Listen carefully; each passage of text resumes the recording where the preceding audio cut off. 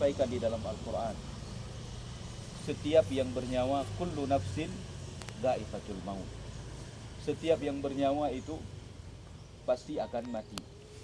Dan ajal sudah tertentu di dalam ilmu Allah Subhanahu wa taala. Kita tidak tahu kapan saja kematian itu bisa datang. Dan bukanlah syarat kematian itu harus sakit. Banyak orang tidak sakit tapi juga meninggal. Banyak orang yang muda meninggal. Seperti itulah meninggal, seperti itulah ajal.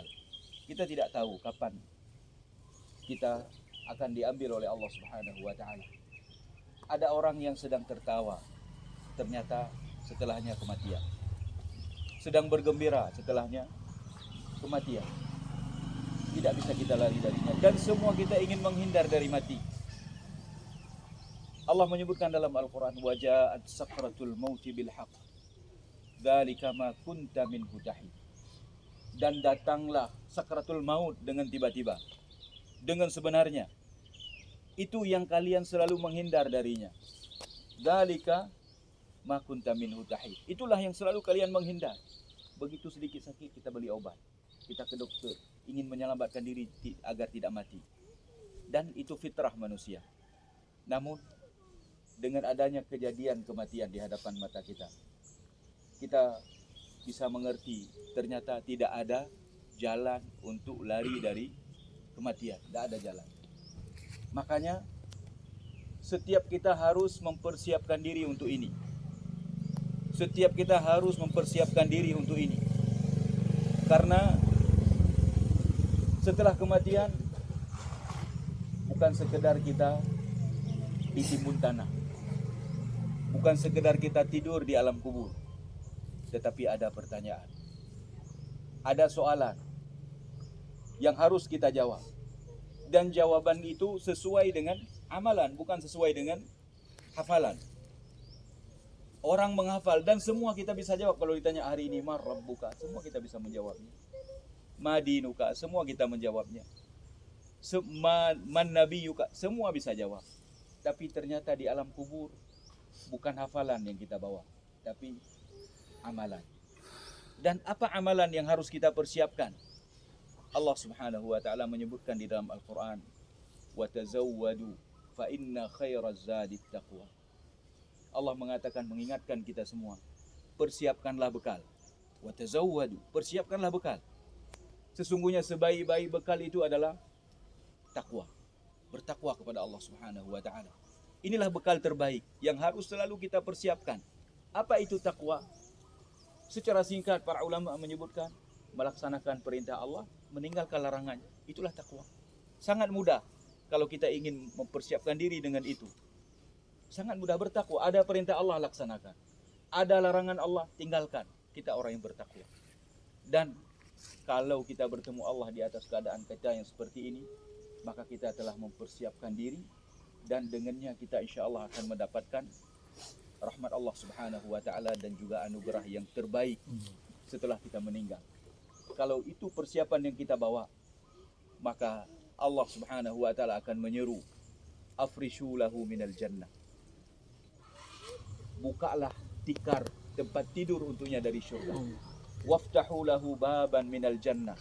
Dan bukalah satu pintu kepadanya dari pintu syurga, sehingga berhembuslah angin syurga ke alam barzakh kita, ke kuburan yang sedang kita berada di dalamnya.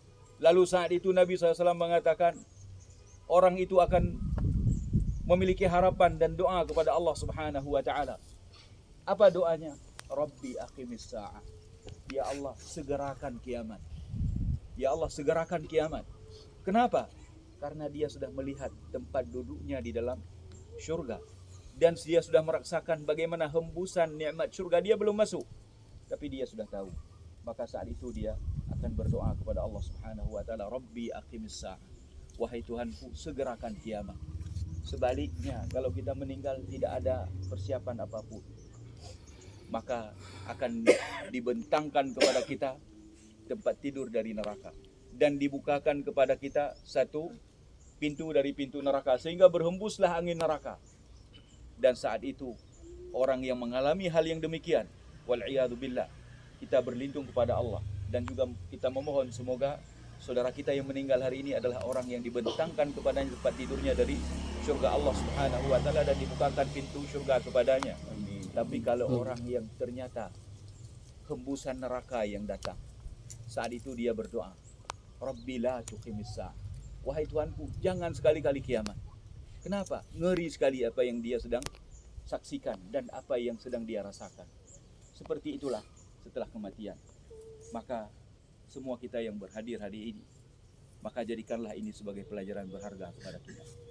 Jadikan ini sebagai sebuah peringatan dari Allah Subhanahu wa taala agar kita terus mempersiapkan diri sebaik-baiknya, sehingga begitu waktu tiba yang kita tidak tahu, kita meninggal dalam keadaan husnul khatimah, dalam keadaan akhir yang baik.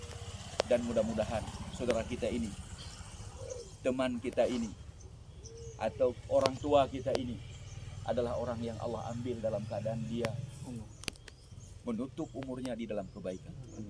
Dan kepada para keluarganya, semoga bersabar menerima cobaan ini dan mengharap pahala dari Allah Subhanahu wa taala. Karena seperti itulah bimbingan dari ajaran agama kita. Mungkin ini saja yang dapat kami sampaikan. Mudah-mudahan menjadi peringatan kepada diri kami sendiri dan juga kepada jamaah sekalian. Aqulu qawli hadza wa astaghfirullah li wa lakum fastaghfiruhu innahu huwal ghafurur rahim. Wassalamualaikum warahmatullahi wabarakatuh.